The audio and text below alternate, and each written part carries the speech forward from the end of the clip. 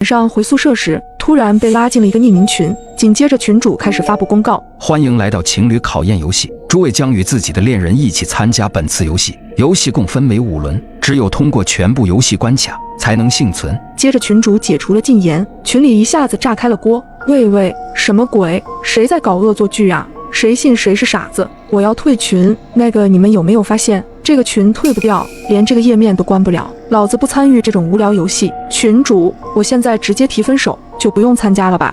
信息刚弹出，对面宿舍楼传来一阵惊呼，一个人猛然坠落。我所在的宿舍在1楼，对面就是男生宿舍。事情发生时，我正好看到了坠楼的全过程，我吓了一跳，不敢多看。而在看群里，已是一片哗然，再也没有谁敢轻易说分手之类的话。群主又开启了禁言。游戏正式开始，第1轮游戏，找到你。游戏规则：接下来每个女生都有1句在群里发言的机会，请通过这句发言找到自己的恋人，不许透露自己的真实姓名、父母信息以及其他一切真实信息，不许使用表情。接下来我发现我们每个人的头像都统一变成了纯黑底，上面都显示了白色的数字。我是44号，我正准备在群里发信息，春姐伸手拦住了我。小雨别急，我们先看看别人怎么发的。群里大概静默了1分钟，1号发消息了。XCT WSWDC 缩写透露了真实姓名，违规。紧接着2号也发了消息，我们都喜欢校门口的那家奶茶店，但我喝无糖，你每次都全糖。透露了饮食偏好，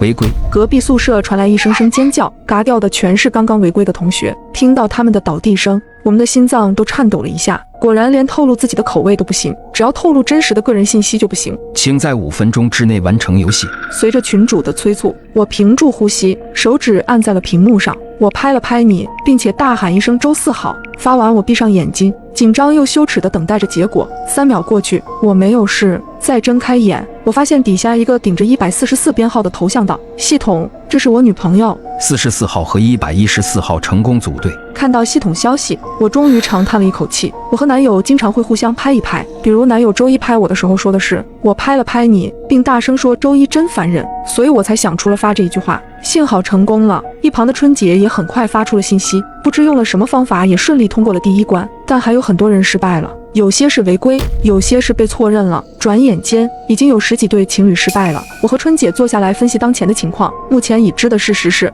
只有情侣参加此次游戏，单身的人都不知所踪了。手机所有功能都被禁止，只能打开群，无法联络其他人，连报警电话都打不出去。更恐怖的是，宿舍门不知什么时候被关上了，我们怎么也打不开，被彻底锁死在宿舍里了。就在我拿起一把椅子想砸向门的时候，手机突然传来丝丝的电流声，听筒里突然传来警告：第2轮考验还未开启，请勿外出。我立刻放下了手里的椅子，我毫不怀疑，如果不听从指令，等待我们的就是死路一条。春姐说：不如我们想一下，接下来的关卡会有什么？我想了想，既然是情侣考验，或许重点就是考验情侣之间的感情吧。第1关考验了彼此之间的了解和默契，后面估计也差不多，可能还会考验彼此的信任。如果是这样，我还挺有信心的。春姐说着，有些温柔地冲我笑了笑。如果是比情侣感情的话，春姐一定是最后的胜利者。她和她男友是从小一起长大的，认识了10余年，又考上了同一所大学，平时连架都不怎么吵，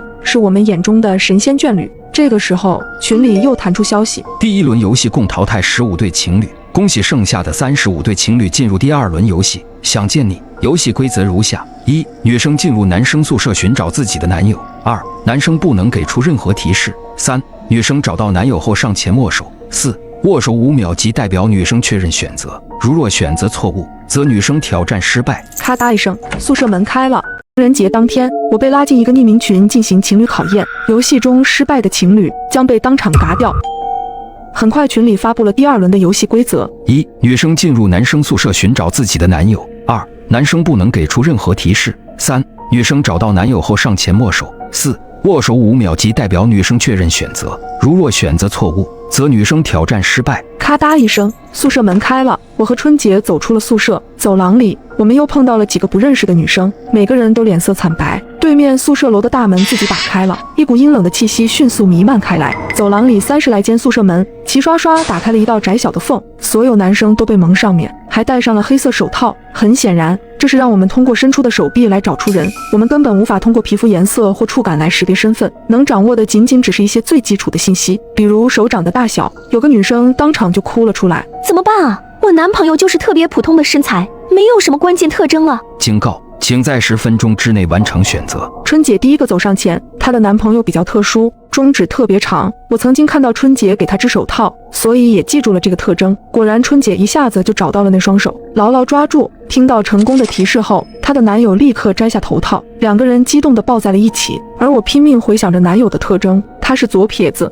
为了让我认出他，他一定会伸出左手。可是左撇子并不止他一个，在场的有3个伸出左手的人。正在我犹豫的时候，一个女生小心翼翼地走到了其中一只手跟前，试探着伸出了自己的手。忽然，那只手紧紧地把她握住，女生愣了愣，拼命推开那只手，但是那双手死死抓住她不放。5秒之后，女生瞪大了双眼，直直地倒在了地上。与此同时，另一个房间的男生倒地而亡，左撇子只剩下2个了。这是怎么回事？有人惊叫起来，我也恍惚了一瞬，但很快想起来了，群里的规则说过，如若选择错误，则女生挑战失败。因为男生是被动选择的一方，所以按照规则，如果女生选择错误，他们并不会死，只有做出选择的女生以及她的男朋友算作挑战失败。所以刚刚女生和她的男朋友死了。如果是这样，那么当门后面的男生发现女生不是自己女朋友的时候，可以故意拉人去死。如此一来，等于排除了错误选项，增加了己方的选中概率。看到这一幕，周围的人也都反应了过来。他是故意的，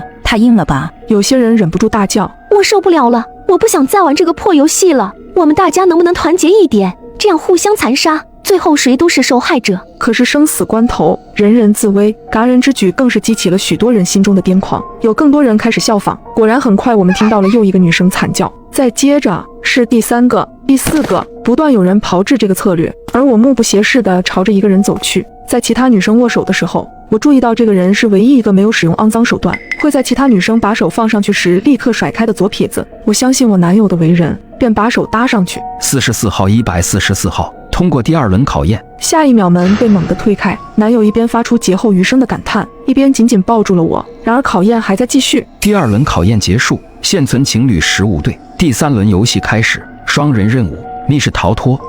打游戏时，有个女玩家玩得太菜，被队友喷得挂机了。不久之后，她重连上来，带着哭腔道歉：对不起，我刚刚烧水给儿子洗澡，把它放在水盆里，结果我忘了关火了，现在它熟了，我该怎么办啊？我被女玩家的话吓了一跳，仔细看了看这辅助的游戏昵称，居然叫公主玩游戏，一听就很矫情。这时打野喊了起来：大姐，你不要吓人行不行？射手也说：不想玩就算了，大半夜吓人就没意思，投了吧。说完，他发起了投降投票，可是玩法师的队友没有开麦，一下子就点了拒绝。游戏还在继续，公主哭着说：呜呜呜，是真的，我儿子他都煮熟了，怎么办好啊？我忍不住质问他：我从没听过有人把孩子煮着洗澡的，请问你是咋想的？公主哭着解释道：我本来煮好水了，开了一局游戏，水就凉了，你们又骂我，我着急，我就连盆带瓦一起放在了炉子上。可是说到这里，他突然顿住了，停顿了2-3秒之后，他才恶狠狠地吼道：都怪你们骂我，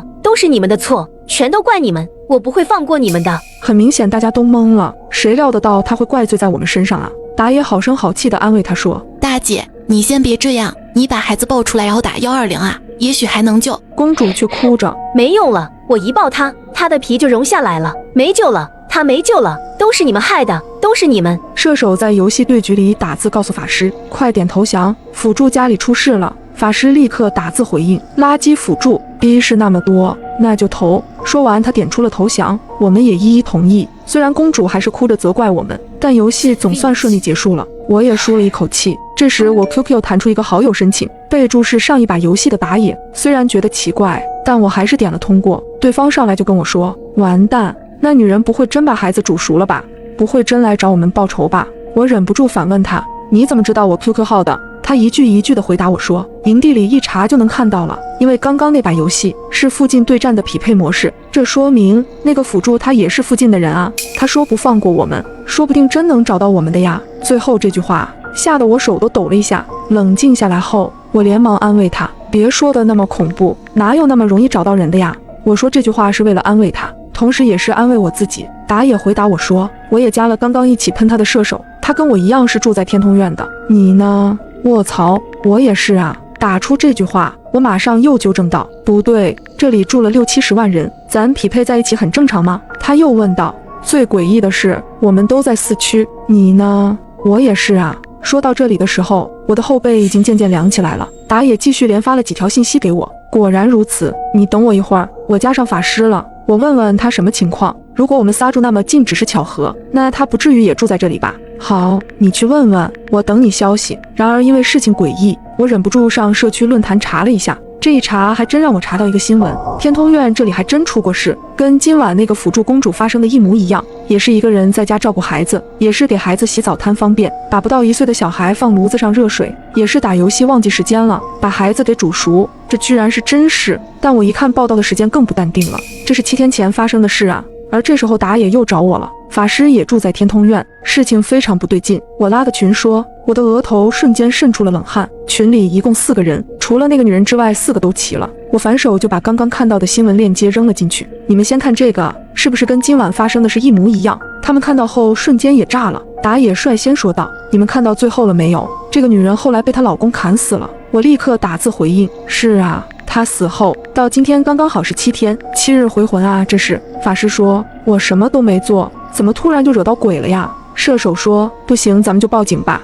别等真发生什么才行动，那就太晚了呀。打野却又说，如果真是鬼魂，报警有什么用？还是快想想其他办法吧。我也觉得要做点什么，但我也不知道该做什么。而就在这时，射手却私信我说，打野有没有问你住所？你告诉他了吗？我回答道，问了，但他没问我住哪栋楼。射手回了我一句，因为他问了我，但是我没说，所以他不敢问你了。我连忙问，你这是什么意思？他立刻回复，打野有问题。晚打游戏时遇到一个女辅助，为了给孩子洗澡贪方便，竟把不到1岁的小孩放炉子上，结果因为打游戏忘记时间，孩子被煮熟了。射手私信我说，打野有问题，他找上我们，还像是预先知道我们住哪里一样，你信不信待会提出什么办法的也会是他。他这句话才刚发出来，我就看到群里打野果然在出主意了。各位，我倒是有个好办法，不知道你们愿不愿意听听看？跟射手猜的一模一样。射手假装配合的在群里回应道，你说什么办法？如果那个公主真是鬼的话，那她更能找到我们了，我们总不能等着她找上门来。我想要不我们上门去找她吧，给她祭拜一下，让她放过我们。看到她这么离谱的提议，我脑子里冒出一个念头，这不是让我们去送死吗？射手也给我发来私信说道，你看他果然提出这种馊主意了是吧？我回复道，的确是，但为什么他要这样做呀？我们去群里聊，把他的真实意图给套出来，说不定那个什么公主跟他是同伙呢。我马上切回了群聊。让我想不到的是，之前脾气不好的法师居然赞成了打野的说法，去倒是没问题。那你知道那个煮死小孩的女人她住哪里吗？打野回答说，这不是有新闻吗？我可以找人打听打听。果然事情似乎要按着打野的想法去发展了。而此时射手开口插了一句话，你不用找人打听了，我知道他住哪个单元哪号房。此话一出，我连忙私信问射手，你真的知道那个公主住在哪里？射手没好气的回我待会发我的住址门牌号不就行了？我就看看打野会有什么反应，看看他是不是真的要组织你们找过来啊。原来如此，群里打野在追问射手，你知道为什么你会知道？射手继续编造事实解释道，因为我之前关注过这个新闻，而且我认识她老公。你们确定要去吗？要去的话我就发地址。本来我还以为这些话能唬到打野，让他知难而退，没想到打野却毫不犹豫的就答应了。那还用说，赶紧发出来。射手倒是行云流水的把地址打了出来，然后还挑衅般说道，就是这里了，怎样？现在一起过去，在门口集中。我更懵了，按这个情节，我们是要到射手家里去聚一趟的感觉了。可就在这个时候，不多话的法师却突然开口，你到底是什么人？为什么要这样捉弄我们？我们到底哪里得罪你了？这句话更是把我弄迷惑了。而说出这句话的同时，法师居然发出了他跟射手的私聊截图。我惊讶地发现，他俩聊天的内容几乎与我的聊天一样，也是怀疑打野，也是说要把自己的地址发到群聊里。最要命的是，法师还补上一句话，这就是煮死孩子那个女人的地址啊！我惊呆了。想不到这个射手一面私下挑起我们对打野的怀疑，一面做着引诱我们去那个女人家这种事。最重要的是，他为什么会知道那个女人的地址？在拆穿他之后，法师继续追问道，你还骗大家说是你自己的地址，你到底有什么企图？受到质问之后，射手却仍然理直气壮地解释，我并没有什么企图，相信我，我是被逼无奈才这样骗你们的。已经说到这个份上了，你们能懂吗？我忍不住打字质问道，我不懂，你到底是什么人？是不是你用什么方法把我们匹配到同一局游戏的？射手又解释说，我都说了自己是被逼无奈的了，还不懂吗？我是受到威胁了呀。至于我们是怎么排到同一局游戏的，我确实不知道原因，也不是我做的。但你们真的都跟那个女人毫无关系吗？射手艾特了法师，问道：“你倒是说说，你怎么知道我发出来的这个地址就是那个女人的地址呢？”法师沉默了好一会儿，没错，我当然知道那个地址了，难道就不能是我之前看到新闻好奇打听的吗？就因为知道，所以才不可能大夜晚的跑那里去。那一刻我又有点懵了，这两人仿佛知道很多内情，但他们却不愿意坦白说出来，只是互相打哑谜。射手又补充反问了一句：“如果你们都认为自己跟那个女人一点关系都没有，那随时都可以退出这个群。”我终于忍不住，连续发了好几句争辩道：“这不还是被刚刚游戏中那个女人给吓到了吗？我也想弄清楚到底怎么回事啊！你们要是知道实情就直说呀，藏着掖着干嘛？今晚游戏里的女人到底是不是7天前煮熟自己孩子，然后被老公砍死的那个女人？”没想到射手却异常冷静地回答了我一个字：“是。”我头皮都发麻了。然后他又继续对我跟打野发出灵魂质问：“上单你要是不知道这个女人的事，你能在几分钟内搜出关于她的完整新闻报道？还有打野你要是没点问题，你会一开始就组织大家要去那个女人家里？”看到第一句，我正要辩解，可是看到第二句，我却沉默了，因为可能群里的每个人都有问题。社区规则：本日说话超过50字者，色。凌晨12点，小区喇叭突然响起，反复播放着上面这条规则。楼上邻居为表达不满，大声谴责恶作剧。可就在刚说满50个字的时候，他却突然停了，紧接着从6楼猛然坠下。这诡异的一幕直接吓住了整个小区。我的天！我刚想惊呼出声，却被一只大手捂住了嘴巴。转头一看，是我的合租室友小美。她一边比出晋升的手势，一边拿出手机疯狂敲字。没记错的话，加上之前的吐槽，你已经说了47个字了。而之前的广播的规定是本日说话超过50字者死。联想到邻居大哥的惨烈死相，我不禁浑身一颤，头皮发麻。我靠！小美急忙捂住我的嘴，重新敲了一行字。现在是49了。眼看事态紧急又诡异，我们急忙叫醒了另一个合租室友青青，她有严重的神经衰弱，必须戴着眼罩和耳塞入睡，因此哪怕刚才的广播和怒骂如此大声，也没能把她吵醒。起床之后的她忍不住小声呢喃，询问我们发生了什么。那你好在我急忙捂住她的嘴巴，才制止了她的行为，只浪费了3个字的说话额度。冷静下来之后，我们3个人聚在客厅用手机打字交流，想要知晓业主群里有没有人说话，却发现网络已经全部断绝，根本接收不到一点信息。不过就算信号全部被屏蔽，报警电话也依然可以拨打。于是我们商量得出最精简的报警文案，由说话余额最多的小美来拨打。可让我们没想到的是，按下拨通键后，迎接我们的只有无尽的电流嘶嘶声。不知道是受了什么的影响，无奈之下，我们只好一起出门，准备离开这个诡异的小区。可更加绝望的是，走到小区门口，我们发现门上挂着一具身穿保安服的尸体，在他的旁边静悄悄地立着一副从未出现过的木牌，禁止离开小区。对于这条规则，我们3人都没有任何怀疑，保安的下场已经证明了一切，我们只好原路返回。中午12点，小区喇叭声终于再度响起，请注意，社区规则介绍如下：一、社区每日会出现一条新规则，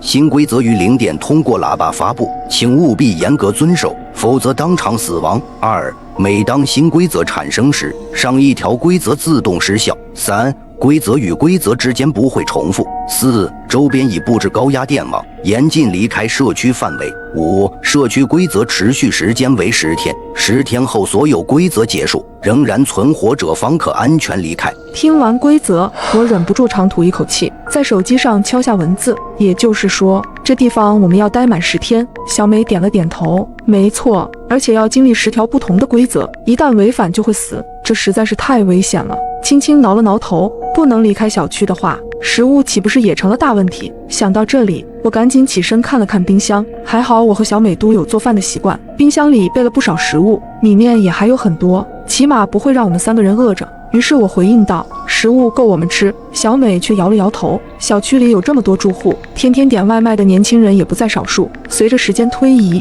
一定会出现有人食物不足的情况。或许到后面几天，每天饿死的人都比死于规则的多。而且就算饿不死，饥饿状态怎么应付这么多规则？看了他写的话，我顿时恍然大悟，千万不能向别人透露我们有充足的食物储备，而且门窗也一定要锁死，防止那些没有食物的人精神崩溃，做出可怕的举动。接下来的整整1天，我们都在窒息般的压抑里度过，面面相觑，谁也不敢说话，尤其是我，只剩下最后1个字的额度，只要敢开口，就会当场暴毙。为了帮我管住嘴，小美直接用胶带封住了我的嘴，而到了傍晚，一夜没睡的我困意来袭，双眼疲倦，却根本不敢趴下睡觉，生怕万一睡着后撕掉胶带说了梦话，就会当场殒命。在精神紧绷的状态里，我只能全程盯着时钟，期待它能走得稍微快一点。好在后面没出现什么意外。在我即将精神崩溃的时候，午夜的钟声在整个小区响起，0点到了。第二天的规则终于响起，社区规则2：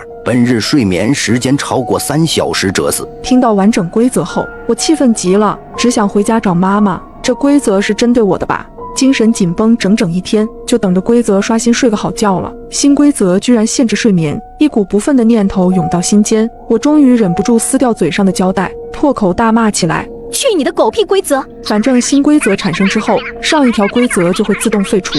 我现在不管说多少话都不会出事，可还没骂几句，喇叭里竟又传出了新的话语。小美急忙捂住我的嘴，示意我仔细倾听。请注意，社区原有人数600人，首日规则后存活531人。此言一出，我们3个都冷不丁打了个寒战。短短1天时间，小区里居然死了69个人。那第二条规则我们又该怎样度过呢？好在青青的思维比较敏捷，她制作了一份精密的睡眠排班表。为了避免一次性睡完3个小时，青青把我们每个人的睡眠额度都分成了5份，每份半个小时，分布在凌晨、上午、下午、傍晚和深夜。多余的半个小时则是预留出来的保险缓冲期，避免有谁因为犯困忍不住打盹超出了睡觉额度。我们3人的休息时间全都交错开来，以便相互监督。盯着窗外浓稠的夜色，我不禁有些感慨，也不知道今天会死多少人，估计会比昨天多得多。这个规则看似简简单单、朴实无华，但其实非常凶险。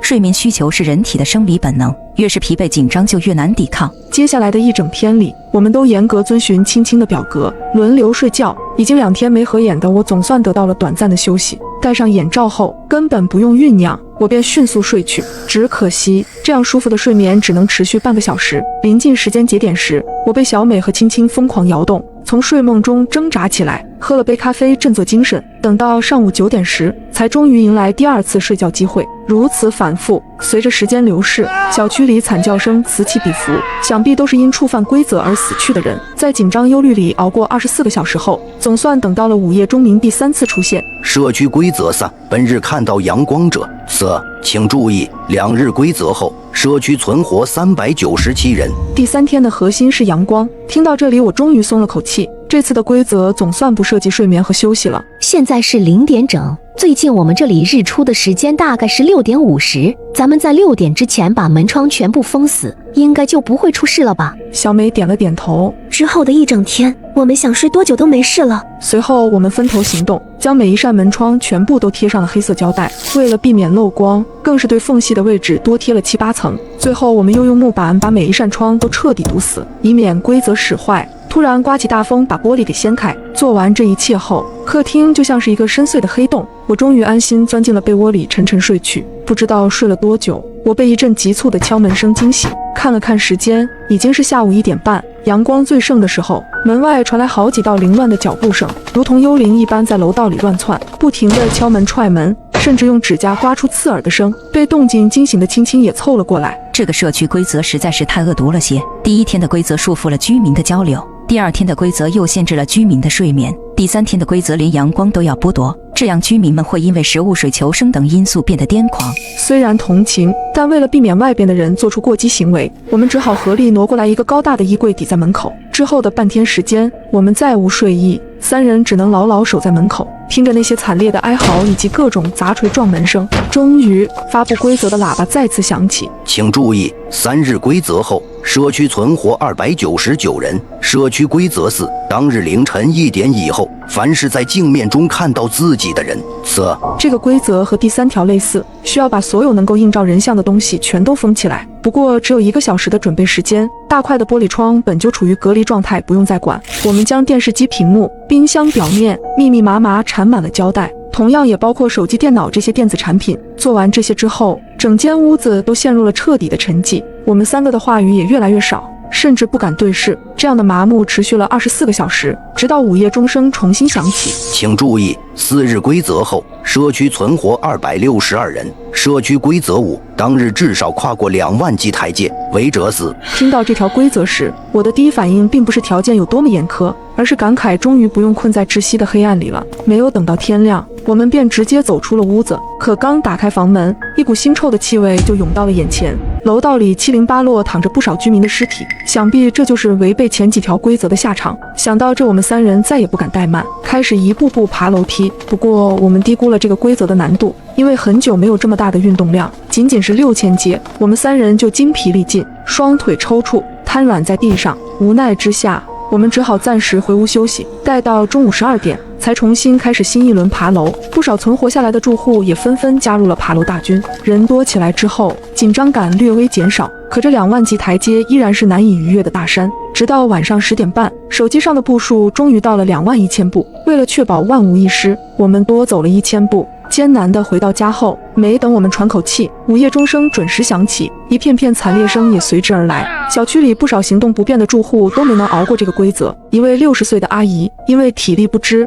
仅仅走过9000级台阶，突然呼吸不畅，口中吐出一口鲜血，然后便从楼梯上跌落下去。请注意，5日规则后社区存活215人。社区规则6，当日中午12点，请前往所在单元楼的楼顶天台，12点10分后方可离开。违者死。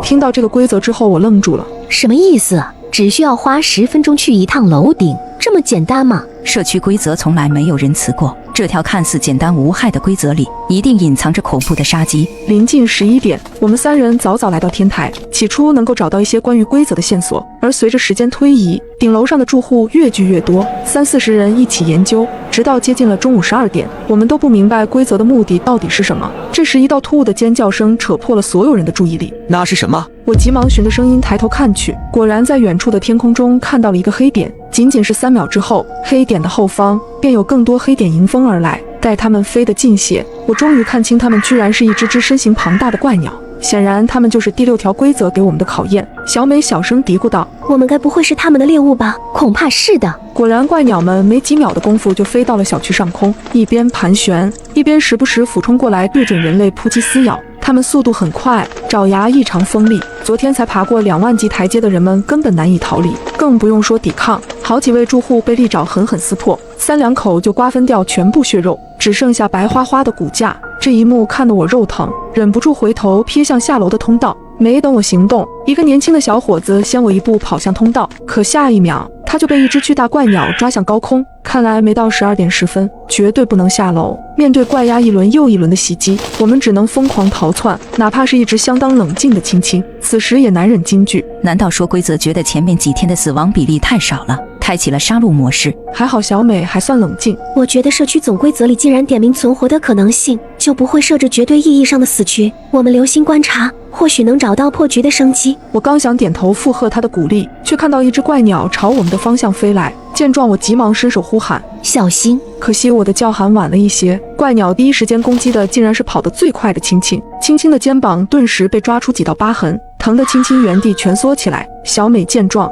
迅速拿起一根木棍反击，赶走了青青身上的怪鸟，接着冲我大喊：“酱汁，怎么办？再这样下去，我们都要死定了！”眼看怪鸭在头顶越聚越多，我的心也坠落到了谷底。绝望的我甚至想闭上眼睛迎接死亡。不对，怪鸭吃人的行为好像是有规律的。周围满地都是住户残破的身躯，有些已经成了白骨，被吃了个精光，另一些的身躯则相对完整。如果没记错的话，这些怪鸭并不会吃那些已经躺下的住户。念头一转，我猛然想通了一切，立马朝着青青和小美高声呼喊：“他们有视力缺陷，怪鸭喜欢攻击活动敏捷的人，躺在地上就会没事。”说完之后，我也立马原地俯身趴下，把身体死死粘在地面，足足在心里默数了半分钟，竟都没有一只怪鸭找上门来。这一刻，我终于松了口气。幸存的住户都学着我的样子，死死贴紧地面，不敢动弹分毫。怪鸭们变得茫然失措，突然没了目标，只能在楼顶一圈圈的盘旋。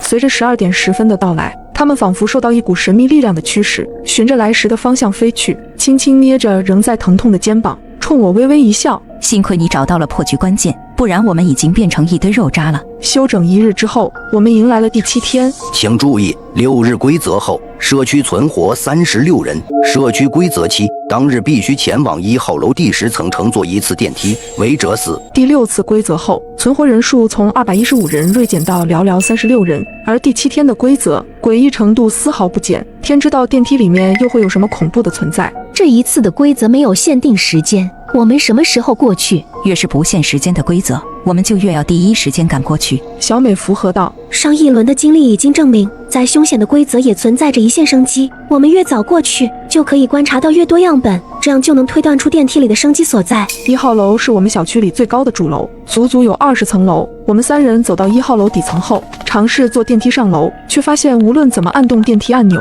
梯箱都稳稳地停留在10层。显然电梯已经被规则动了手脚，只有从10楼才能进入。无奈之下，我们只能爬了10层楼梯。抵达10层之后，我们并没有直接走进电梯，而是选择躲在附近的走廊角落，悄悄观察电梯的情况。不到10分钟，就等到了第一批抵达电梯的住户。那是一对情侣，他们在门前踌躇犹豫了很久，才终于按开了电梯。里面极其平静，空无一物。看到这一幕后，他们总算是放心地走了进去。我们则凭着呼吸，目送他们2人的身影消失。我猜电梯一关闭，里面就会出现比关押还恐怖的东西。然而关门之后，电梯的楼层显示器突然开始变换，经过一阵跳跃，楼层数字从10变成了3，随后电梯便迅速下降，在不到1秒的时间里，从10层冲到了3层。惨叫声、碰撞声从电梯门外隐隐传来。再度归来时，梯箱里已经是2具发软的尸骨。看到这一幕，我的天灵盖仿佛都被人掀开了。这样的死法和处以极刑有什么区别？又等了3分钟后，新的住户走上了楼，这次是一个穿背心的大叔。等他按开门，我们惊奇地发现，那对情侣的尸骨居然已经消失不见，电梯仿佛回到了最初状态，而大叔也像前面那对情侣一般走进了电梯。这一次，显示器的数字变成16，电梯猛地上升，同样在不到1秒的时间里呼啸而去，钻到了16层。大叔不出所料变成了梯箱里第3具亡魂。看着这一幕，我们沉默了许久。所以说，这个电梯每一次开启都会随机选中一个楼层，以极快的速度冲刺过去。恐怕是这样。那这样的话，我们必须随机到上下3层以内才有可能存活吧？这个规则也太考验运气了。然而青青却说，往上3层恐怕也悬，要知道经历这样快速的冲刺，向上比向下还要可怕。后续的半个小时里，我们又蹲守到了3批住户的踪迹。先是一个戴眼镜的女大学生，她极其幸运，随机到了9层，仅仅需要下坠1层，哪怕速度快，但也只是有惊无险。女大学生高兴地从电梯中走出，而后面的2拨人就没那么走运了。一个年轻人倒霉地抽中了2层，电梯急速俯冲，送回来一堆渣子。最后一批人是4人同行，3男1女一起进入，随机到了15层，急速上升之后，同样没有1人幸免。这一关太难了，能活着走出来的只有女大学生1个人。正在我陷入沉思时，轻轻的声音突然打断了我。去电梯。我和小美都有些莫名，怎么了？先进去再说，不要被人抢先了。就这样，我们一头雾水地进了梯箱，看着电梯门慢慢关闭，显示器上的数字开始跳跃。几秒之后，数字终于定格，它停留在了8，随后便开始下降。极快的速度让我体会到前所未有的失重感。不过好在仅仅只有2层高，对我们并没有造成致命的重创。回到10层后，我惊魂未定地走出电梯，忍不住向青青发问：你怎么知道这一次是安全楼层的？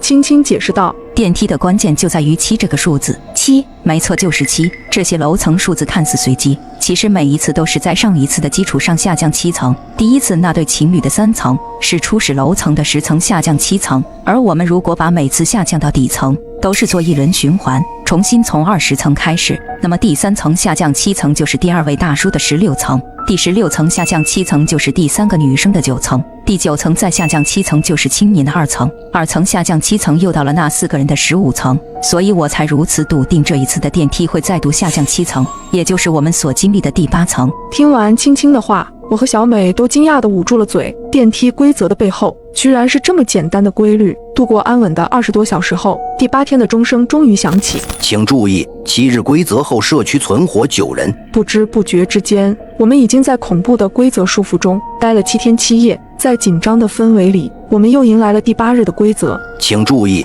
社区规则8。